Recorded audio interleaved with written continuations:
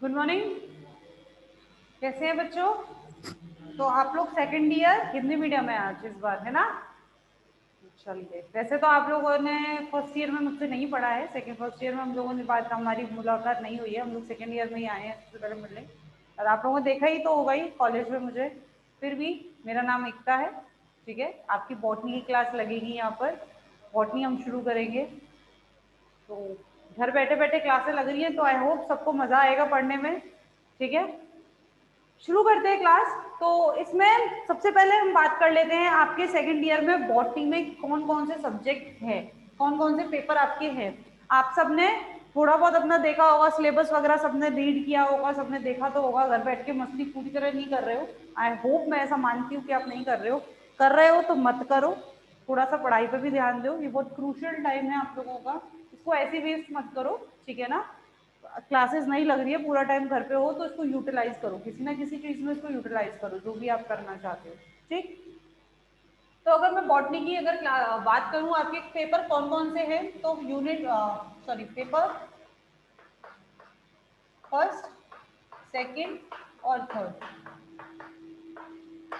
First paper है आपका molecular biology and biotechnology. First paper क्या है बच्चों?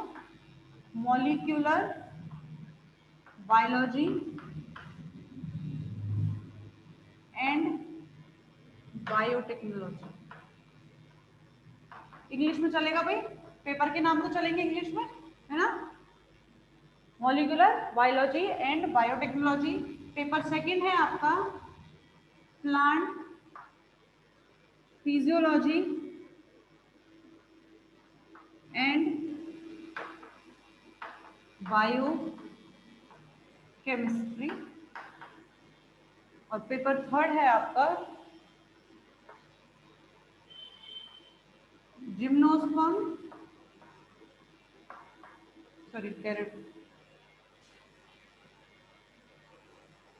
टेरिडोफाइट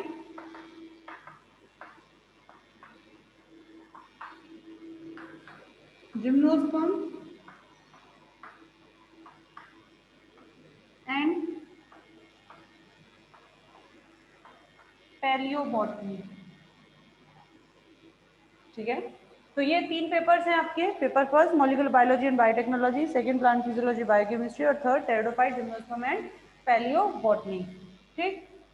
जिसमें से अगर मैं आपकी जो हम शुरू करने वाले हैं वो है आपका प्लांट फिजियोलॉजी एंड बायोकेमिस्ट्री। इसको बोलते हैं पादप शरीर क्रिया विज्ञान एवं जैव रसायन, ठीक है। जो सबसे पहला पेपर हम आपका उठाएंगे वो ये है पेपर सेकंड, पादप शरीर क्रिया विज्ञान एवं जैव रसायन, ठीक है। तो ये है आपका paper second plant physiology and biochemistry. इसके अंदर पढ़ना क्या क्या है वो हम बात कर लेते हैं यूनिट वाइज, ठीक है, कि कौन कौन से आपको इसमें क्या क्या चीजें आपको पढ़नी है। तो यूनिट फर्स्ट सबसे पहले यूनिट फर्स्ट की मैं बात करूं तो यूनिट फर्स्ट में आपको क्या क्या पढ़ना है। यूनिट फर्स्ट के अंदर आपको देखना है वाटर रिलेशन। वाटर रिलेशन मतलब जल की क्रियाएं। सबसे पहला आपका क्या है? पादप जल संबंध, ठीक है, जिसके अंदर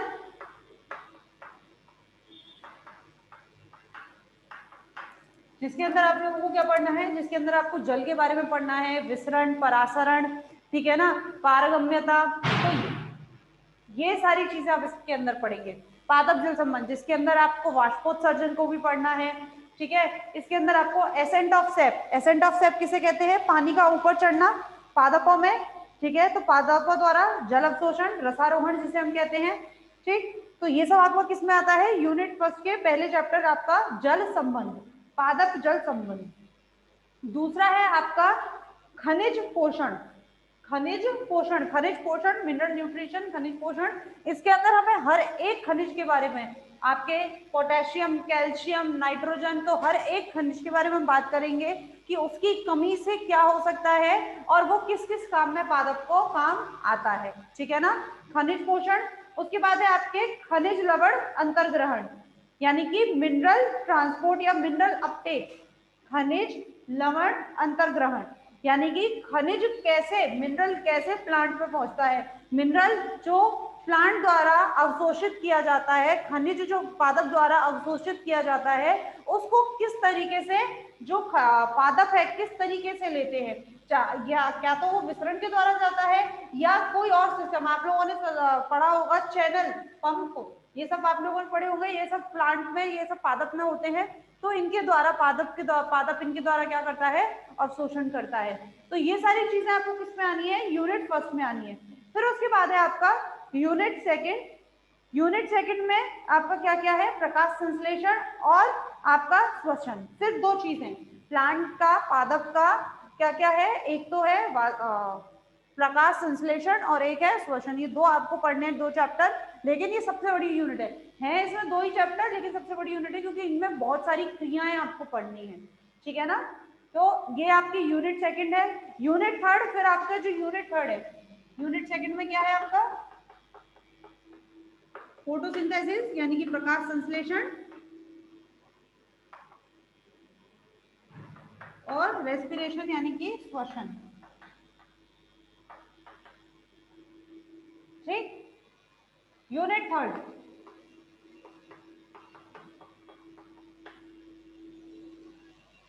यूनिट थर्ड में क्या क्या चीजें हैं, यूनिट थर्ड में आपकी बायोकेमिस्ट्री, जैव रसायन, यानी कि कार्बोहाइड्रेट, वसा, फैट, लिपिड, प्रोटीन, ये एंजाइम, विकर, इन सब के बारे में आपको किसमें पढ़ना है, ये सारी आपको पढ़नी है यूनिट थर्ड में, ठीक। ये आपकी यूनिट थर्ड में आ जाएंगी। और उसके बाद है फिर आपका यूनिट फोर। यूनिट फोर में आपके जितने भी प्लांट, मतलब पादप से संबंधित, पादप के अंदर किस तरह से आपका मूवमेंट होता है, ठीक है, किस तरीके से बीज का काम होता है, सीड डॉर्मेंसी जिसे हम कहते हैं, बीज प्रसुप्ति, बीज जो एक सुप्त अवस्था में रहता है तो बीज प्रसुप्ति जिसे हम कहते हैं, पादप की गतियां, जीर्णता। तो ये सारी चीजें आपकी किस में आनी है, ये सारी चीजें आपकी आनी है यूनिट फोर में। समझ में आया बच्चों, ठीक है। तो इस तरह से हम एक एक करके बात करेंगे। चलिए कह रहे उसमें तो कोई बात नहीं, कौन सी यूनिट आएगी, वो जितनी भी है आपकी बात करी जाएंगी। अच्छा, आप सबको पता है, आप लोगों को चैट बॉक्स है आपका उसमें, तो आप लोगों को जो भी डाउट रहता है बच्चों वो आप उसमें लिख सकते हैं, ठीक है ना। सेकंड, पेपर सेकंड है बच्चों, पेपर सेकंड, पादप शरीर क्रिया विज्ञान एवं जैव रसायन, पादप शरीर क्रिया विज्ञान एवं जैव रसायन, ये आपका पेपर है, पेपर का नाम, ठीक है। और किसी को कुछ पूछना है, बॉटनी आपके कौन सा पेपर है, क्या सिलेबस, उससे रिलेटेड बात कर लेते हैं। आपकी आज इंट्रोडक्शन क्लास है, फिर तो प्रॉपर आपकी क्लासेस चलनी है, ठीक है। तो तीन पेपर आपको हमने बता दिए कौन कौन से हैं, पेपर फर्स्ट, सेकेंड और थर्ड। मैं आपको एक बात बता दूं बच्चों कि आपकी तीनों साल की जो बॉटनी रहती है, फर्स्ट ईयर में आप पढ़ के आ रहे हैं, फर्स्ट ईयर में आप लोगों ने क्या पढ़ा है, थैलोफाइट्स पढ़े, जिसमें आपने क्या क्या पढ़ा था, शैवाल पढ़ा था, ठीक है, और कवक पढ़ा था, ये पढ़े थे शैवाल और कवक, एल्गी और फंजाई, ये दो चीजें आप लोगों ने पढ़ी थी, थैलोफाइट्स, ठीक है। और फिर उसके बाद आपने वहां क्या पढ़ा है, उसके बाद आपने वहां सेल पढ़ा है, कोशिका पढ़ी है, कोशिका के बारे में पढ़ा है पूरा, ठीक है। तो ये चीजें आप लोगों ने किसमें पढ़ी है, ब्रायोफाइट आप लोगों ने उसमें पढ़ी है फर्स्ट ईयर में। तो तीनों साल की जो बॉटनी है उसमें से अगर मैं कह सकूं समझने वाली जो बॉटनी है, अभी तक आपकी जितनी भी बॉटनी थी आप क्या कर रहे हैं, रट्टा मार रहे हैं। शैवाल और कवक मुझे नहीं लगता किसी को अब भी याद होंगे, एक टाइम पर रट्टा मार के काम खत्म हो गया मैडम, थोड़ा बहुत किसी के थोड़ा बहुत दिमाग में होगा और उससे ज्यादा नहीं है, ठीक है। थर्ड ईयर में जाएंगे आप लोग, थर्ड ईयर में भी आपको फैमिलीज मिल जाती है। फैमिलीज बच्चों फॉर अ टाइम भी याद रखते हैं, पेपर के लिए याद रखते हैं, उसके बाद सब भूल जाते हैं। लेकिन जो आपकी सेकंड ईयर की बॉटनी है ना बच्चों, तीनों साल की बॉटनी में सबसे इंपॉर्टेंट बॉटनी है ये, इसकी खासकर ये दो पेपर, पेपर फर्स्ट और पेपर सेकेंड, ठीक है। कौन सा, एक तो मॉलिक्यूलर बायोलॉजी वाला चैप्टर जिसके अंदर हम आपका डीएनए पढ़ते हैं, उसके अंदर आपको क्या पढ़ना है, डीएनए पढ़ना है, पूरा डीएनए का किस तरह से रेप्लिकेशन होता है, ट्रांसक्रिप्शन होता है, ट्रांसलेशन होता है, ठीक है ना। तो उन सब चीजों के बारे में आपको उसमें पेपर फर्स्ट में पढ़ना है। और पेपर सेकंड ये जो है आपका प्लांट फिजियोलॉजी, पादप शरीर क्रिया विज्ञान, ये वाला, ये दोनों पेपर सबसे इंपॉर्टेंट पेपर है, ये बात आप ध्यान रखिएगा, ठीक है ना। जितनी भी आपकी पूरी आगे जो बायोलॉजी चल, किसका, फर्स्ट का नाम है मॉलिक्यूलर बायोलॉजी एंड बायोटेक्नोलॉजी, और पेपर थर्ड का नाम है pteridophyte, gymnosperm and palaeobotany. Pteridophyte सबको पता है भाई, चेन पता है कि नहीं पता है, ऐसी तो चलती है। हेलोफाइट सुखाए वाले वो सारे, यानी कि एल्गी, फंजाई, ब्रायोफाइट,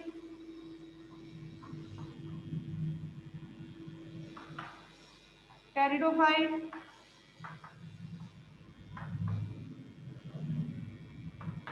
जिम्नोस्पर्म और एंजियोस्पर्म। ठीक है, तो इस तरह चलते हैं, जिसमें से ये आप फर्स्ट ईयर में पढ़ाए ना, ये आप सेकंड ईयर में पढ़ेंगे और ये आप थर्ड ईयर में पढ़ते हैं। इस तरह से चलता है ये आपका तीनों साल में। इस तरह से पादप का पूरा आप एक प्रोसेस कंप्लीट कर लेते हैं, या फर्स्ट ईयर में पढ़ के आ चुके हैं। जो तीसरा पेपर है आपका वो यही है, pteridophyte, gymnosperm and palaeobotany. Palaeobotany क्या होता है? जो लुप्त हो चुके हैं प्लांट, जो खत्म हो चुके हैं, अब नहीं है, या जिनके केवल अवशेष बाकी हैं, उन पादपों के बारे में हम इसमें पढ़ते हैं। पैलियो मतलब फॉसिल्स, ठीक है ना। तो इन्हीं के बारे में हम इसमें बात करते हैं, अवशेषों के बारे में बात करते हैं। तो ये तीन चीजें आपको पढ़नी है, टेरिडोफाइट के बारे में, जिम्नोस्पर्म के बारे में और पैलियोबॉटनी। ये बुक में ये कह सकती हूँ बच्चों की, अगर जैसे मान लो मैं अभी आपको, वैसे तो आपका होगा सारा जितना कोर्स है वो कराया जाएगा, लेकिन फिर भी मैं बच्चों को ये कह देती हूँ, क्योंकि ये जो बुक है ना बच्चों, ये पूरी याद करने की है। इसमें थोड़ा बहुत है जो हम आपको समझा देंगे कि हाँ भाई ये चीज ऐसे है, ये चीज ऐसे, ये चीज ऐसे। इसका कोई मतलब लॉजिक नहीं है कि आप ये बोलो कि मैडम ये फलानी जो जड़ें हैं वो उसमें क्यों पाई जाती है, पाई जाती है तो पाई जाती है, इसका कोई लॉजिक तो नहीं है कि क्यों होती है। तो इसीलिए जब भी मैं पढ़ाती हूँ तो बच्चों को ये बोलते थे कि तीसरी वाली बुक तो आप अभी से शुरू करिए, यानी कि थोड़ा थोड़ा अपने आप घर पे, चाहे नहीं समझ में आ रहा है, जब अभी शुरू होगी तब आपको अच्छे समझ आएगा, लेकिन इसमें आपको फायदा ही हो जाता है, आप उस शब्द से फैमिलियर हो जाते हैं। फैमिलियर मतलब आप पहचानने लगते हो। जब आपको क्लास में बताया जाएगा तो ऐसा नहीं लगेगा कि बस क्या हमने हुआ सुन लिया, क्या बुक सुन लिया, ठीक है ना। तो इस बुक को अगर आप अभी से थोड़ा थोड़ा अभी आप अपने पढ़ने लगेंगे तो आपके लिए थोड़ी सी फैमिलियर हो जाएगी ये वाली बुक, आप जानने पहचानने लगेंगे। तो इसीलिए मैं हमेशा पढ़ाने से पहले शुरू कर देती हूँ, क्योंकि सबसे पहले हम आपका पेपर सेकंड ले रहे हैं, उसके बाद पेपर फर्स्ट लेंगे, एंड देन हम go through the paper third, तब हम उसके बाद आपको पेपर थर्ड पर चलेंगे। समझ में आई सबको बात? ठीक है, चलिए तो शुरू करें। किसी को कुछ डाउट पूछना है? और सीबीएच की बच्चे पूछ रहे हैं मैम बुक कौन सी लेनी है, सीबीएच की ले लीजिए, ठीक है ना। आरबीडी की बुक तो इंग्लिश मीडियम में मैं प्रेफर करती हूँ, आप लोग तो हिंदी मीडियम में है, और मैं तो इंग्लिश मीडियम में भी नहीं प्रेफर करती। बाकी जिसने आरबीडी ले लिया गलत नहीं है, बुक वो भी है, सिलेबस के अकॉर्डिंग ही है, बस थोड़ा सा उसकी जो लैंग्वेज है, जो उसकी भाषा है, वो बच्चों को थोड़ी सी टफ पड़ती है पढ़ने में, इस वजह से, ठीक है ना। बाकी आप सीबीएस ले लें, वो ज्यादा आपके लिए सही है। और किसी को कुछ पूछना है, कौन सी बुक लेनी है वो आपको बता दिया, सीबीएच लेनी है आपको। कौन सा पेपर है ये जो हम पढ़ रहे हैं, ये है आपका, आप इस पेपर पर ध्यान दीजिए। दूसरा पेपर है, पेपर का नाम है पादप शरीर क्रिया विज्ञान एवं जैव रसायन, प्लांट फिजियोलॉजी एंड बायोकेमिस्ट्री, ठीक है। और कुछ पूछना है किसी से रिलेटेड? नहीं भाई देखो, नोट्स का तो ये है कि क्लास में लिखवाना तो इस वक्त पॉसिबल नहीं है, ठीक है ना। ऑनलाइन तो मैं आप लोगों को नोट्स नहीं लिखवा सकती हूँ। हाँ, नोट्स आपको सेंड कर दिए जाएंगे जो है, लेकिन एक काम आप कर सकते हैं कि वेले मत बैठना, कि पता चला बस मोबाइल लिया है, हाथ में लिया, हेडफोन्स लगाए और सुन रहे हो, वो मत करना। अपनी कॉपी पेन लेके बैठो, बुक भी, अपनी किताब भी साथ में लेके बैठो, जिससे मैं यहाँ जो बना रही हूँ, जैसे बना रही हूँ वैसे ही उतार लो। जिससे क्या है कि आप चाहे नोट से पढ़ें चाहे आप किताब से पढ़ें, तो आपको पढ़ने में आसानी रहेगी। समझ में आ रही है ना? तो ये आप जरूर करना, ये मत करना। बहुत से बच्चे क्या कर रहे हैं, बस ऐसे फोन लेकर बैठते हैं और पढ़ लेते हैं, मैंने जो पढ़ाया फिलहाल सुन लिया, उसके बाद किताब से उनको नहीं समझ आता है। तो उसके लिए बेटर है, आपके लिए सबसे अच्छा है कि आप कॉपी पेन लेकर बैठे, जो मैं बताती जा रही हूँ उसको वहीं की वहीं, मैं ये कह सकती हूँ शॉर्ट नोट, ठीक है ना।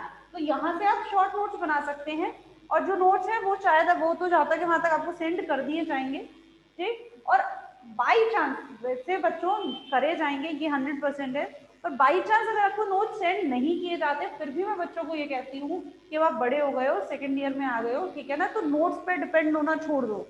नोट्स पे भाई गए आपके, भाई 12th तक होता है, ग्रेजुएशन, कॉलेज, पोस्ट ग्रेजुएशन में आने के बाद तो पोस्ट ग्रेजुएशन तो फिर भूल ही जाओ, पोस्ट ग्रेजुएशन तो सवाल ही नहीं होता कि मास्टर्स में आपको कोई नोट्स जैसी चीज आपको सुनाई भी देगी।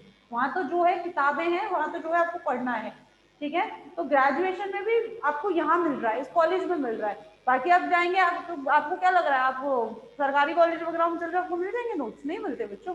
तो कोशिश करिए कि आप खुद से पढ़ सके, कोई भी कॉलेज हो, कैसा भी हो, आप लोग कोशिश करिए, इतना अपने आप को स्किल डेवलप करिए कि आप बुक से पढ़ने में सक्षम हो। आप लोगों का प्रॉपर टॉपिक वाइज क्लास लगाई जा रही है, एक के बाद एक टॉपिक वाइज आपकी क्लास ली जा रही है। तो आपको करना क्या है, टॉपिक पकड़ना है, उसको पढ़ना है और समझना है। चीज अगर समझ आएगी तो अपने आप आप उसके अपने आप नोट्स खुद बना लोगे, आपको जरूरत ही नहीं हमारे नोट्स लिखवाने की। और रही बात नोट्स की, तो आपको सेट किए जाएंगे। फिर भी कुछ बच्चे की नहीं मैडम हमें तो नोट्स ही चाहिए, हम तो नोट्स से ही पढ़ेंगे, तो फिर वो उसका भी इंतजाम आपका किया जाएगा, ठीक है। लेकिन कुछ अच्छे बच्चे जो कर सकते हैं, तो कोशिश करिए कि खुद से ही आप नोट्स बना सकें। यहाँ जो मैं टॉपिक पढ़ा रही हूँ उस टॉपिक को पढ़िए और घर बैठ के खुद नोट्स बनाइए, समझिए, ठीक है ना। चलिए, और किसी को कुछ पूछना है? नोट्स की प्रॉब्लम क्लियर है? और कुछ नहीं? सबको अब सारे डाउट्स क्लियर हो गए भाई? और पूछने हो किसी भी चीज से रिलेटेड तो पूछ लीजिए, फिर हम आपकी शुरू करते हैं क्लास, ठीक है। चलिए,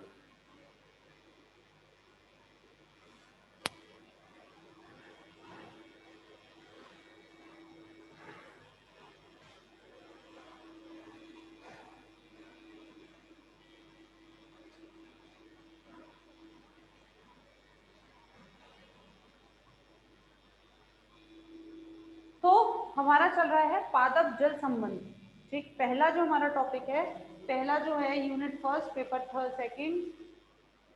पेपर सेकंड यूनिट फर्स्ट, पहला जो है आपका चैप्टर फर्स्ट, पादप जल संबंध, ठीक। जल के बारे में बात करें तो सब जानते हैं कि पादप हो चाहे मनुष्य है, सभी का जो शरीर है उसमें 70% भाग किसका होता है? जल का होता है। यानी कि भोजन में या किसी भी कार्य में, कोशिका की कोई भी प्रतिक्रिया में हमें किस गति में किसकी जरूरत पड़ती है? हमें जल की जरूरत पड़ती है। इसी तरह से पादप के शरीर में भी जितनी भी कोशिकाओं में प्रतिक्रियाएं होती हैं, जितनी भी गतियां होती हैं, वो सब किसकी वजह से पॉसिबल होती है या किसी की वजह से संभव है? वो आपकी जल की वजह से संभव है, ठीक है। तो सभी सजीवों का जल क्या होता है? एक मुख्य घटक होता है, ठीक। जितने भी अपनी कोशिकाएं भित्ति है, प्रोडक्ट आपका कोशिका द्रव्य है, वो किससे मिलकर बना है? किससे? जल की वजह से बना है, ठीक। कोशिका में परासरणी दाब विभव होता है, तो जल परासरणी विभव। भाई जल क्या है? जल को हम क्या कहते हैं? सार्वत्रिक विलायक कहते हैं कि नहीं करते? जल क्या है? सार्वत्रिक विलायक है,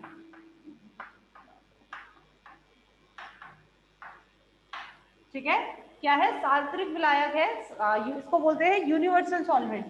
यानी कि कुछ भी ऐसी चीज होती है जो जल में घुल जाती है, कोई भी ऐसा विकर हो, चाहे चाहे प्रोटीन है, चाहे आपका कार्बोहाइड्रेट है, चाहे आपका वसा है, ऐसी कोई चीज नहीं है जो जल में नहीं घुलती है, तो सार्वत्रिक विलायक कहते हैं, क्योंकि जल में सब कुछ घुल जाता है, ठीक है ना। और परासरणी विभव, परासरणी विभव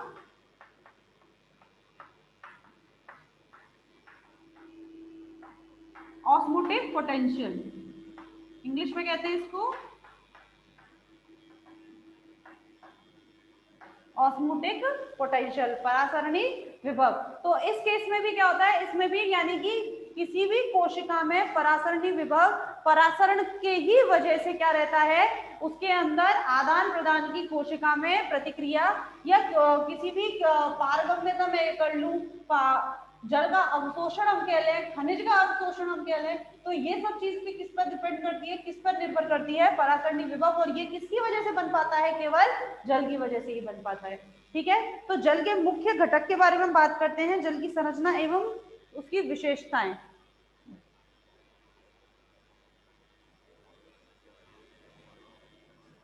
बात करते हैं जल की संरचना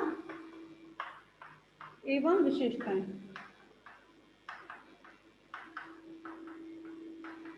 ठीक है। सबसे पहली बात करें जल के बारे में, तो सबसे पहला क्या है, जल क्या है, जल एक पोलर मॉलिक्यूल है। पोलर मॉलिक्यूल यानी कि ध्रुवीय अणु। जल क्या है, एक ध्रुवीय अणु है, ठीक है। H2O, ठीक है, कैसे रहता है ये, O ऑक्सीजन और H ऐसे ही रहता है, ठीक है। इसके बीच में क्या बनते हैं, ये सहसंबंध बंध बनते हैं कि नहीं बनते, सहबंध जिन्हें हम कहते हैं कोवेलेंट बॉन्ड्स। ये कैसे बॉन्ड्स हैं, कोवेलेंट बॉन्ड्स,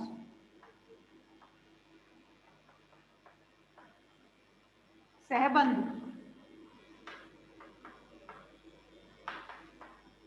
ठीक है। और इनके मध्य में कितना अणु, कितना डिग्री है, कितना है ये 105 डिग्री।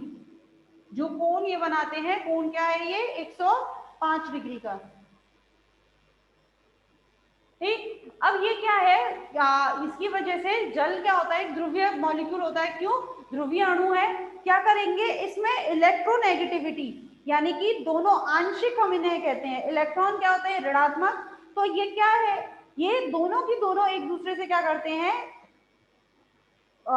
इलेक्ट्रॉन का क्या करते हैं, इलेक्ट्रॉन इन पे जाते हैं, जिसकी वजह से इनमें आंशिक आंशिक आवेश आता है, यानी कि इलेक्ट्रोनेगेटिविटी, जिसकी वजह से ऑक्सीजन का क्या है, ऑक्सीजन पर चार्ज ज्यादा होता है, आवेश ज्यादा होता है, ज्यादा इलेक्ट्रॉन है तो ये क्या करता है, खींचता है।